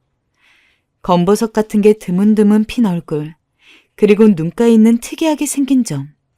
분명히 이 동네에 와서 처음 보는 할머니였는데 어쩐지 이상하게 낯이 익었습니다. 뭐라도 물어봐야 되나 했지만 이미 포장을 다 끝내고 며느리와 함께 등을 돌려 집으로 오고 있던지라 다시 가서 물어볼 수도 없었기에 그냥 전에 알던 사람을 닮았나 보다 하고 생각하고 넘어가려 했습니다. 근데 집에 와서도 자꾸 궁금해지더군요. 허나 아무리 생각해도 떠올리지가 않길래 그래, 내일 나갔을 때 한번 확인을 해보자. 라고 생각을 하고 잠을 잤습니다. 하지만 다음날 또 그 다음날 일부러 며느리와의 산책 경로를 그 나물 팔던 할머니 있는 쪽으로만 잡았는데도 불구하고 그 할머니는 나오지를 않았습니다. 도저히 정체를 알 수 없어진 저는 집에 가서 오래된 앨범까지 뒤져봤습니다. 지금 생각해보면 왜 제가 그렇게까지 그 할머니의 익숙한 얼굴이 궁금했는지 모릅니다. 하지만 한 장 한 장 앨범을 넘기면서 조금이라도 닮은 구석이 있는 사람을 찾다 보니 아휴, 이러려고 그렇게 그 할머니가 누군지 궁금했던 건가? 싶어 가슴이 점점 뛰었습니다. 그 할머니는 50년 전 제가 국민학교 다니던 시절에 제일 친했던 아이를 닮아 있었거든요. 다 늙어가지고 국민학교 쪽 생각을 하려니까 기억이 선명하지 않기는 합니다. 어쩌면 조금 틀린 것도 있을 수 있습니다. 하지만 너그러이 들어주면 감사하겠습니다. 저희 때는 집이 가난하고 하면은 국민학교도 다니다가도 중간에 못 다니는 일이 허다했습니다. 게다가 딸은 더욱더 그랬죠. 부모님은 공부를 시킬 돈이 있으면 아들만을 시키려고 했고 딸은 형편이 되면 다니게 하고 아니면 마는 정도였습니다. 그래서 저나 친구도 국민학교를 몇 년 다니다가 중간에 못 다니고 그랬었죠. 대신 집에서 동생들을 보고 부모님을 도와서 농사를 지었습니다. 하지만 저는 어렸을 때 엄청 철이 없고 말갈량이 같은 소녀였습니다. 순애야, 일 도우라니까 또 어딜 쏘다니는 게야. 엄마, 좀 이따 도울게요. 순애야, 저놈의 계집애가 또? 부모님이 농사를 도우라고 해도 돕는 둥 마는 둥 신용만 하다가 몰래 대문을 빠져나와서는 친구와 근처 산 둔덕에서 만나서 함께 계곡으로 놀러 다니고 그랬어요. 그리고 국민학교 수업이 끝났을 시간에 맞춰서 아이들이 돌아오면 그 중에서 친했던 애들과 함께 손을 잡고 딱지치기도 하고 고무줄 놀이도 하고 말 타기도 하고 그랬습니다. 워낙 남자애들 같이 괴팍스럽게 노는 통에 부모님은 너는 여자애가 어쩌면 그렇게 사내 놈처럼 천방지축으로 굴고 그러니? 라며 혀를 차고는 했지만 저는 말 한마디 듣지 않고 언제나 마음 맞는 친구들과 함께 여기저기 온 동네를 뛰어다니기 바빴습니다. 그리고 제 친구도 저보다 더하면 더했지 절대 덜한 말갈량이는 아니었어요. 까까머리란 골목대장 녀석과 싸우다가 이빨이 부러지기도 했었고 남자애들이랑 말타기 놀이를 하다가 깔려서는 크게 다쳐가지고 집 밖도 못 나온 적이 있었습니다. 그렇게 닮은 점이 많은 친구였기에 저희는 다른 친한 애들이 있었어도 속 이야기만큼은 꼭 서로에게만 주고받았습니다. 미자야, 우리 여기 옆집 도복이네 할아버지 감자밭에 설이나 하러 갈까? 그래, 감자설이에서 우리 부모님 몰래 한 소쿠리 쳐서 먹자. 그거 참 좋은 생각이다. 당시 저와 미자는 동네 남자애들을 모두 제치고 어르신들이 가장 말썽쟁이로 꼽고 있는 아이들이었습니다.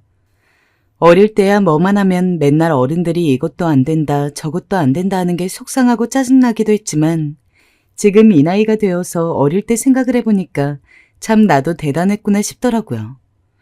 동네 주민들 밭에 감자며 고구마며 심지어 수박까지 서리라 하려다가 걸려가지고는 몽둥이 들고 쫓아오는 할아버지를 피해서 쓰레빠가 벗겨져라 달린 적도 있었고 그러다가 넘어져서는 온 바닥을 굴러다닌 뒤 너무 아파서 엉엉 운 적도 있었습니다. 허나 그렇게 울고 잡혀서 혼나더라도 다음 날이 되면 언제 그랬냐는 듯이 저희는 기운을 내고 또 새로운 말썽을 부리기 위해 여기저기를 쏘다녔습니다. 그래도 매일같이 그렇게 말썽만 부린 건 아니었어요. 당시 동네 근처에 작은 냇가가 하나 있었는데 아이들은 냇가에 가기보다는 산이며 들을 뛰어노는 것을 더 좋아했고 어른들은 다른 큰 냇가에 가는 것을 좋아해서 작은 냇가에는 가지 않았기 때문에 사실 그 냇가는 저와 그 친구만의 아지트 아닌 아지트였습니다. 그래서 아침 일찍 만날 때면 오후가 되기 전까지 친구 손을 잡고 냇가에 가서 함께 발을 담그고 도란도란 이야기를 나누기도 했습니다. 어느 날은 시간 가는 줄 모르고 거기서 떠들다가 밤 늦은 시간에 집에 들어가서 서로 부모님에게 엉덩이가 터지도록 맞고 혼나기도 했지만요. 하지만 그러던 어느 날이었어요. 미자가 평소 같지 않게 굴더군요. 미자야, 우리 할아버지네 설이하러 갈까? 아니, 나는 오늘 집에 있으련다. 몸이 좀 아프네. 미자가 웬일로 집에 있겠다고 하다니 딱히 아픈 것 같지도 않은데 이상했어요. 저를 먼저 붙잡고 놀러 가자고 하는 애인데 말이죠. 그래서 장난기가 발동해 미자의 뒤를 쫓아갔어요. 미자는 제가 쫓아오는지도 모르고 집 쪽으로 터벅터벅 걸어가더군요. 그리고 제 예상대로 어느 순간부터 미자가 집 방향이 아닌 다른 길로 들어섰어요. 근데 터져나오는 웃음을 참고 그렇게 숨을 죽여가며 미자를 미행했는데 미자가 한 남자아이 집 앞을 서성거리지 뭡니까? 바로 같은 반이었던 철수였어요. 순간 저는 뜨악했고 저도 모르게 입을 손으로 막았습니다. 미자는 그 후에도 저와는 놀 생각을 않고 그 남자애만을 몰래 뚫어지게 바라보곤 했어요. 그러다 남자애가 자길 볼라치면 논밭으로 뛰어들어가 후다닥 숨고 제가 보기엔 그 남자애도 이미 미자가 쳐다보고 있다는 걸 눈치채고 있을 것 같은데 미자는 겉도 모르고 혼자만의 열렬한 짝사랑 중이었어요. 그러던 어느 날 저는 참지 못하고 그날도 저를 뒤로하고 그 남자의 집 앞 전봇대 뒤에 숨어있는 미자의 등을 톡 쳤어요. 깜짝이야.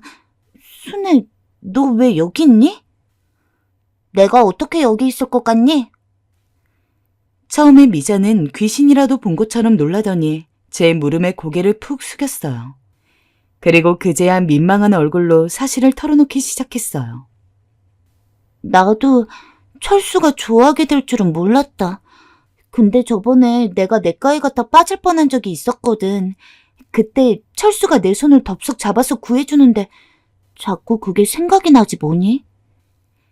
미자는 얼굴을 붉히며 철수와의 만남에 대해 고백을 했고 저는 한숨을 푹 쉬었어요.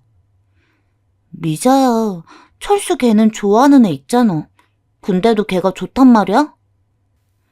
아무것도 모르는 국민학교 시절이었지만 저희 애들 간에도 나름대로 좋아하는 상대가 따로 있었어요. 철수는 워낙 숨기지 못하는 애라 그 시기 수진이라는 다른 여자애를 좋아하고 있었고요. 미자도 그걸 모를 리 없을 텐데 고간 남자애가 뭐라고 미자는 그럼에도 철수가 좋다고 했어요. 나도 안다. 근데 생각이 계속 나서 밥 먹다가도 생각이 나고 줄넘기 하다가도 생각이 나고. 얼마나 좋아하면 줄넘기를 하다가도 생각이 날까요? 저는 당시 그 감정이 뭔지 알 수 없었어요.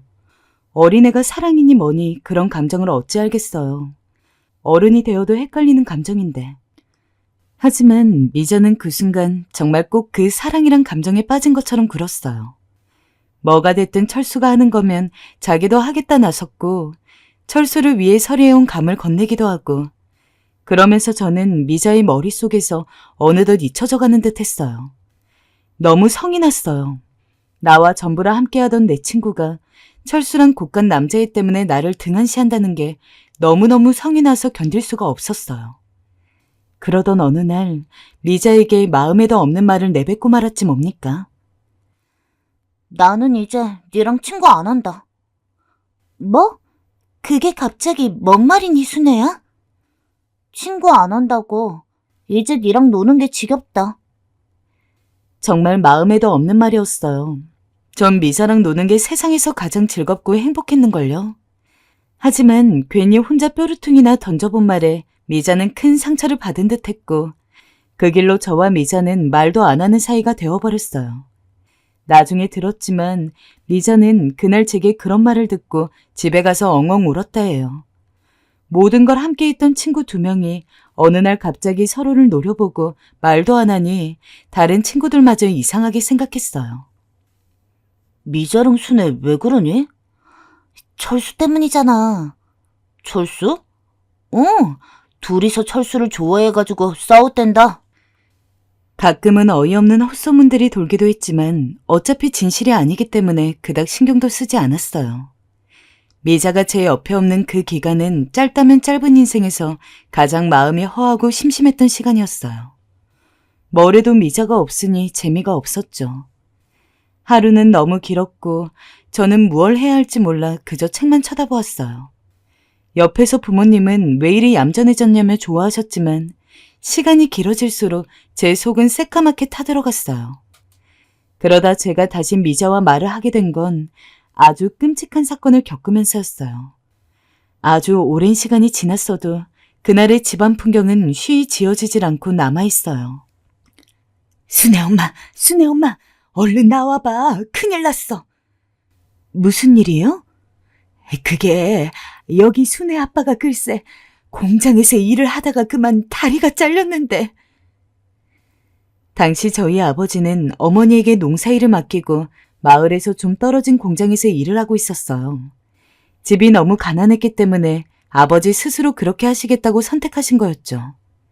그런데 제대로 시설이 갖춰지지 않은 열악한 환경의 공장에서 일을 하다가 그만 사고를 당하신 거였어요. 집안은 난리도 아니었어요. 엄마는 신발도 제대로 신지 못하고 아버지가 계시다 하는 병원으로 달려가셨고 며칠이 지나도 오지 않아 저는 혼자 집안에 남아 있었어요. 어두컴컴한 집안에 쪼그려서 하염없이 울고 있는데 밤은 깊고 개 짖는 소리 빼곤 아무것도 들리지 않고 귀신이라도 곧 나타날 것 같더군요. 그때 검은 그림자가 하나 나타났어요. 바로 미자였어요. 저는 미자를 보자마자 기다렸다는 듯 미자의 품에 안겨 엉엉 울었고 마치 엄마를 만난 아이처럼 펑펑 울다 겨우 진정을 했죠. 미자는 저를 안쓰러워하며 밥도 차려주고 감자도 입안에 넣어주며 울지 말라고 저를 다독여 주었어요. 저희 아버진 꽤나 오래 병원 신세를 지셔야 했어요. 저와 미자가 함께 손을 잡고 아버지 병문안을 갔고 아버지는 그때마다 미자에게 저를 옆에서 언니처럼 잘 지켜달라며 부탁을 하시곤 했답니다. 네, 걱정하지 마세요, 아저씨. 그래, 미자가 있으니 아저씨가 마음이 든든하구나. 아버지는 걱정이 되셨는지 그렇게 쓸쓸한 얼굴로 미자에게 저를 부탁하시곤 몇 달 후 세상을 떠나셨습니다. 그 말은 저희 아버지의 유언이셨을까요? 아버지의 장례식을 치르면서도 미자에게 남긴 그 말씀만이 계속 머릿속을 맴돌았어요. 그렇게 저를 부탁하신다 해놓고 왜 이리 빨리 떠나셔야 했는지. 가까운 사람의 죽음을 처음 경험한 저로선 그 상실감을 견뎌낼 수가 없었어요. 그리고 그건 엄마도 마찬가지였어요. 아이고, 순애 아빠, 이리 가면 어쩌라고. 나는, 아이고. 엄마. 저희 집은 말 그대로 초토화되었어요. 마치 폭풍이 휘쓸고 간 폐허처럼 이른 나이에 아버지를 떠나보내신 엄마도 저도 모두 정신이 황망해져선 누구 하나 제정신인 사람이 없었죠. 농사일도 해야 하고 먹을 것도 사야 하는데 엄마조차 그 기운이 없으셔서 그 일을 해낼 수가 없었어요. 그때 저희를 도운 사람이 바로 미자와 미자의 어머님이셨어요. 순애야, 니네 아버지가 나에게 널 부탁하지 않았니? 아버지도 네가 이리 지내는 거 바라지 않으실 거다. 힘들어도 조금만 기운 차려보렴.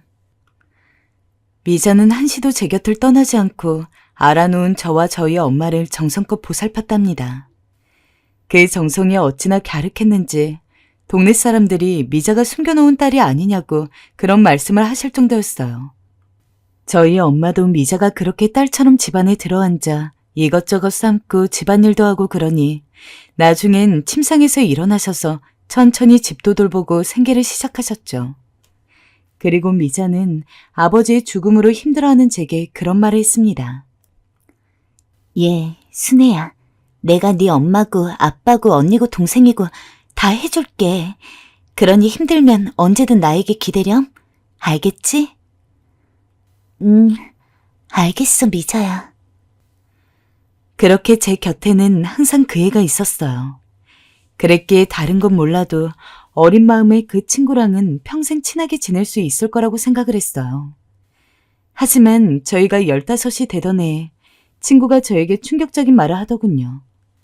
바로 자기네 집 큰오빠를 따라서 돈을 벌기 위해 서울로 가야 한다는 거였습니다. 뭐라고? 서울로 가겠다고? 순애야, 어쩔 수가 없단다. 우리 어머니도 몸이 안 좋아 일을 못 하시고 나도 서울에 가 일을 해야 고향에 돈을 붙일 수 있으니. 안 된다, 미자야. 가지 마라. 여기 있으면 안 되나? 내가 어떻게든 도와줄게. 어린 제가 뭘 할 수 있었겠어요. 하지만 저는 그만 미자의 소매를 붙잡고 가지 말라 붙잡았습니다.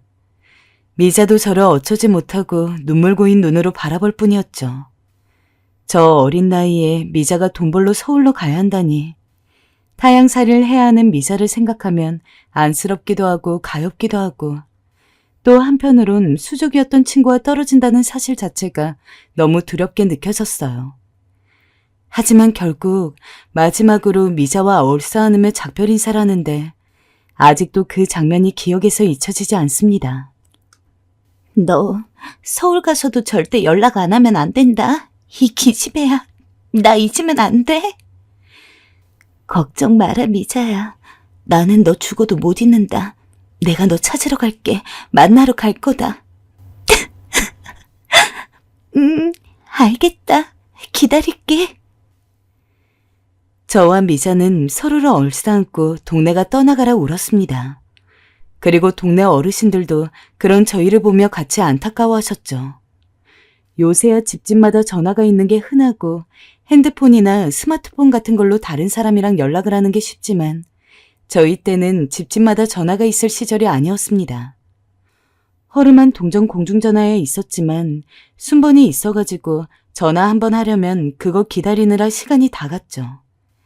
저도 친구도 그걸 모르는 건 아니었습니다. 친구가 서울에 가게 되면 예전처럼 매일같이 대화하기는 힘들 거라는 걸 말이죠.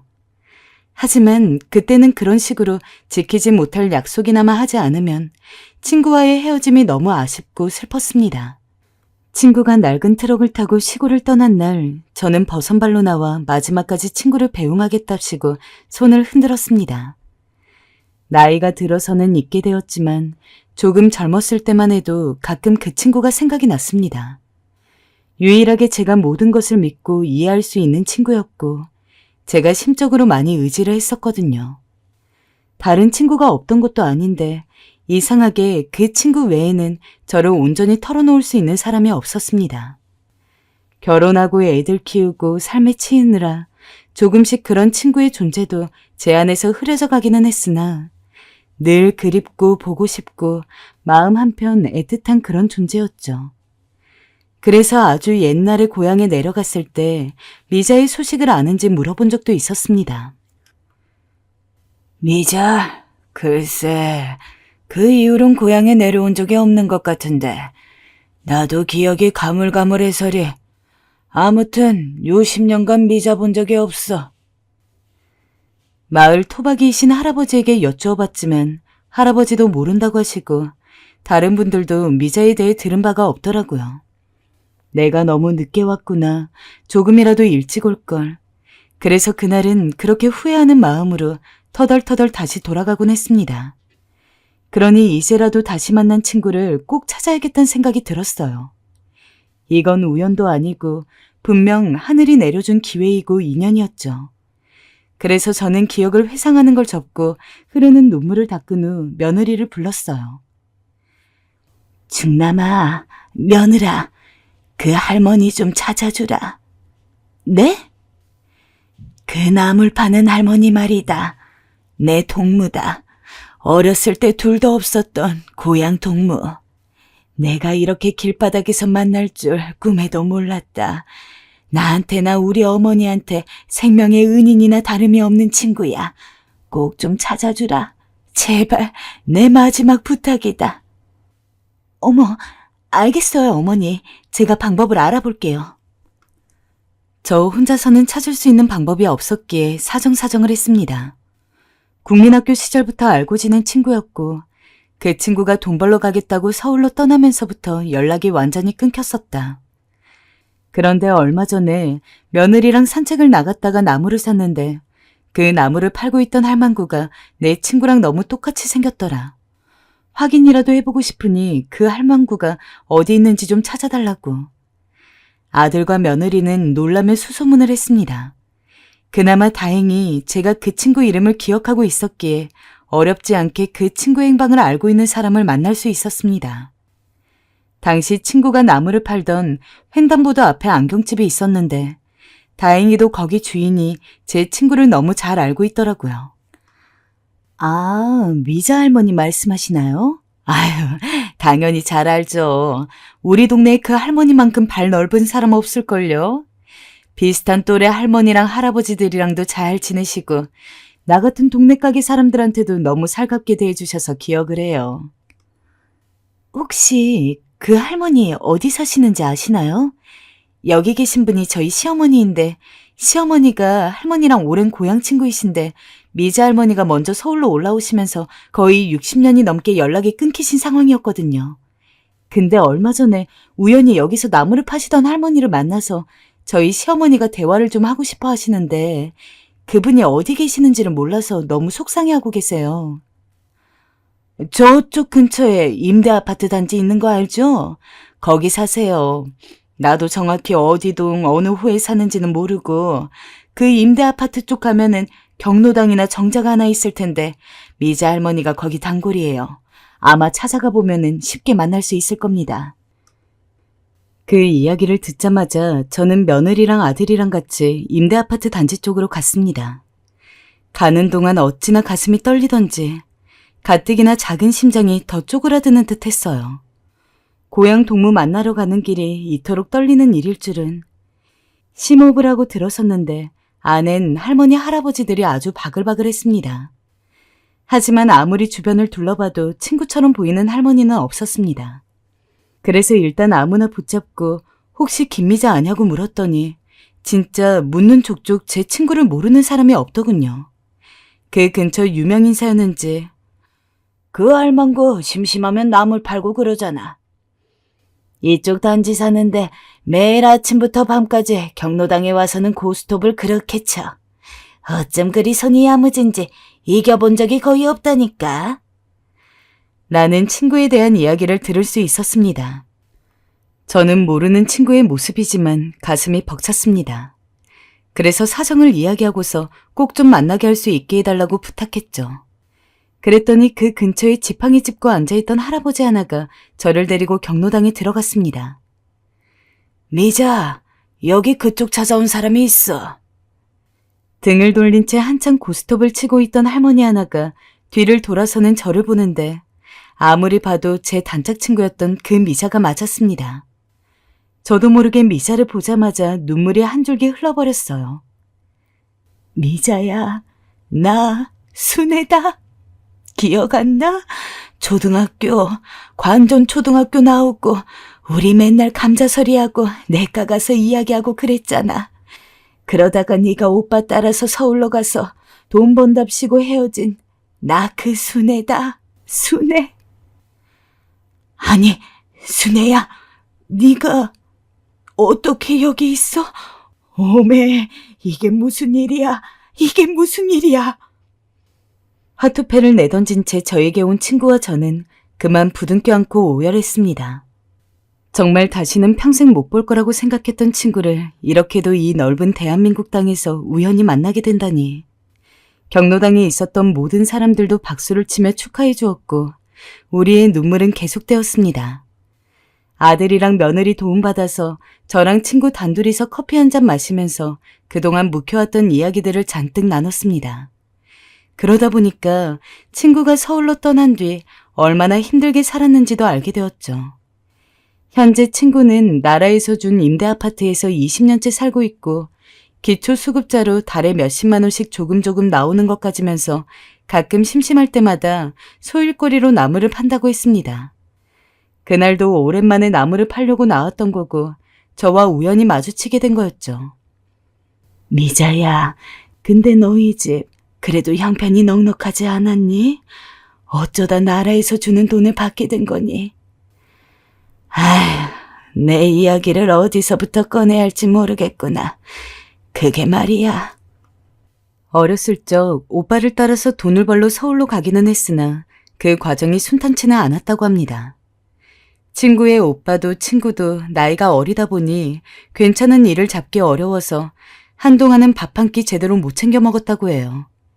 그나마 자리를 좀 잡고 나서는 고향에 돈도 보내고 하면 어찌저찌 먹고는 살 수 있었다만 친구의 오빠가 사고로 일찍 죽으면서 졸지에 친구 혼자 서울에 남아서 일을 해야 되는 상황이 왔다고 합니다. 그래도 좋은 사람을 만나서 결혼은 했지만 이게 무슨 운명의 장난인지 남편과는 얼마 안 가 따로 살게 되었다고 합니다. 이유는 남편의 외도였죠. 평소 술을 마시는 걸 너무 좋아해가지고 말리기도 많이 말렸는데 말 한 번 듣질 않다가 결국 술집에서 알게 된 여자와 함께 도망을 갔답니다. 그 덕에 친구는 어린 아들을 혼자 키워가면서 살았는데 이제 성인이 돼가지고 친구로서도 아들 다 키워놨으니 이제 괜찮겠지 하고 안도하던 찰나에 아들이 객사를 했다고 합니다. 그 충격으로 친구는 한동안 식음을 전폐하고 아들을 따라가려고 했다고도 해요. 그나마 친구네 집 주변에 살던 다른 할머니와 할아버지가 위로를 해주고 매일같이 찾아와 주지 않았으면은 아마 지금쯤 친구는 이 세상에 없었을 수도 있을 거랍니다. 내가 살아있는 것도 기적이지. 기적이야. 나 같은 서러운 인생이 또 있을까 싶었어. 세상에 그런 일이 있었구나. 그래도 내가 살아있길 잘했지. 안 그럼 너 못 볼 뻔하지 않았니? 그래 미자야. 잘 살았어. 잘 살았어. 저는 친구가 그렇게 힘들 때 제가 곁에 있어주지 못했다는 것이 너무 미안했습니다. 그래도 누구보다 일찍이 알던 친구였는데 비록 말뿐인지언정 곁에서 함께 해주고 위로의 말 한마디라도 건네줬으면 친구가 조금 더 일찍 정신을 차리고 자기의 삶을 살 수 있지 않았을까요? 정작 내가 가장 힘들었을 땐 네 도움을 받았는데 네가 그렇게 힘들었는데 내가 그거 하나 몰랐다는 게 너무 원통하고 미안하다, 미자야. 무슨 그런 소리를 해. 아무것도 몰랐는데 네가 미안할 게 뭐 있니? 나는 그래도 오늘 너 만나서 내가 살아있는 게 다행이라고 생각한다. 죽었으면 무덤에서나 만났을 거 아니야. 찾아줘서 고마워리. 미자는 눈물을 글썽거리며 저를 꼭 껴안았고 저도 미자를 꼭 껴안았습니다. 그러다 미자의 굽어진 허리를 더듬게 되었어요. 미자야, 허리는 왜 이리 굽었니? 고생을 많이 한 게야? 그렇지. 아무래도 공장에서 쉴 새 없이 일하고 식당 일하고 늘 쪼그려서 일하다 보니 일이 됐어. 보기 흉하지? 미자는 희미하게 웃어 보였는데 그 웃음이 왠지 모르게 더 서글퍼 보여 콧잔등이 시큰해졌습니다. 자식들 잘 둔 덕에 말년에는 풍족하게 살고 있는 저랑 달리 잔뜩 구부러진 허리로 지금까지도 가난하고 힘들게 고생하며 살고 있는 친구를 보니까 마음이 너무 좋지 않았습니다. 처음 오랜만에 친구를 만났을 때도 저 할머니는 어쩜 저렇게 허리가 휘었대? 라는 생각이 들 정도로 친구는 또래의 다른 할머니들에 비해서도 허리가 정말 곱추처럼 휜 편이었는데 잘은 몰라도 젊었을 적 그리고 나이 들어서도 쉬지 못하고 계속 고생을 하다 보니까 언제부턴가 그렇게 허리가 굽었다고 하더라고요. 미자야, 그러지 말고 너 우리 아들이랑 같이 서울의 유명한 병원 좀 한번 가자. 돈 걱정은 하지 마. 너 오랜만에 봤는데 내가 그런 수술 하나 못 시켜주겠니? 아니, 괜한 소리 말어. 난 이제 적응돼서 이게 더 편해. 됐어. 마음만 받을게. 하지만 저는 계속 됐다고 만류하는 친구를 억지로 데리고서 큰아들 차를 타고 병원에 갔습니다. 예, 이게 얼마 들어갈지 알고 괜찮대도. 미자는 계속해서 저에게 미안한 기색을 보였지만 돈 같은 건 아무래도 괜찮았어요. 그저 미자가 조금이라도 편하게 살 수 있길 바랄 뿐이었죠. 하지만 미리 예약해둔 대학병원에 가 의사 말을 들어보니까 이미 허리가 굽은 지가 너무 오래되어서 물리치료 같은 간단한 치료만으로는 절대 허리가 돌아올 수 없다고 하더라고요. 대신 수술을 하면 아주 젊은 사람처럼 꼿꼿한 허리가 아니라고 하더라도 그래도 비교적 다른 노인들이랑 비슷할 정도로 허리가 필 수 있을 거라고 하길래 몇 달 뒤에 수술 예약까지 잡아두고 나왔습니다. 지금 당장이라도 수술을 시키고 싶었지만 그 의사가 워낙 유명하다 보니 몇 달을 기다려야 하는 상황이었죠. 미자는 병원 앞에서도 눈물을 감추지 못했어요. 이 은혜를 어찌 갚아야 하니? 오랜만에 만난 고향 친구한테 내가 괜히 신세만 지는 것 같구나. 신세는 무슨, 우리 아버지 돌아가셨을 적에 미자야, 네가 우리 엄마랑 나 챙기지 않았으면 우리 다 진작에 쫄쫄 굶었을 거야. 네가 우리 집을 챙겨줘서 나도 훌훌 딛고 일어설 수 있었단다. 지금이라도 그 은혜 갚는 거다. 그런 제 말에 제 아들도 며느리도 눈시울을 붉혔고 미자도 조금은 짐을 벗은 얼굴로 저를 다시금 꽉 안아주었습니다. 그렇게 저는 미자의 허리 수술을 시켜주었고 미자는 드디어 조금 나아진 허리로 다닐 수 있게 되었어요. 요즘은 친구랑 거의 매일같이 만나서는 수다도 떨고 밥도 먹고 하고 있어요.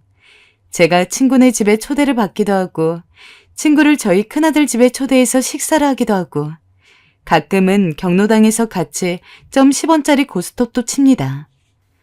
너무 어렸을 때 헤어져서 오래도록 못 만난지라 처음에는 친구와 무언가를 같이 한다는 상황 자체가 참 어색하고 이상하게 느껴지고 그랬는데 지금은 언제 그랬냐는 듯 다시 친구가 없으면 너무도 쓸쓸하고 외로운 인생이 될 것 같아서 이렇게 평생 함께 지내고 싶은 심정입니다.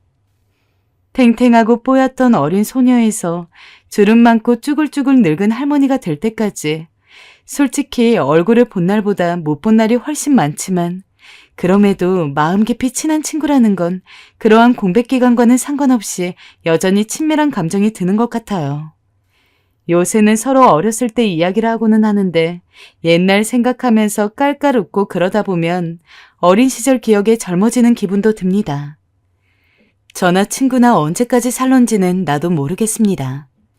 하지만 이렇게 힘들게 다시 만난 만큼 죽을 때까지 평생 함께 할랍니다. 내가 글을 잘 못 써 며느리가 사연 보내는 걸 도와주는데 잘 전달됐을지 모르겠네요. 모쪼록 여러분들 옆에도 오랜 친구가 있으면 꼭 소중히 해주시길 바라요. 원래 가족만큼 소중한 것이 친구이니까요. 그리 믿고 이만 줄이겠습니다. 지금까지 시간 내어 들어주셔서 모두 감사드립니다.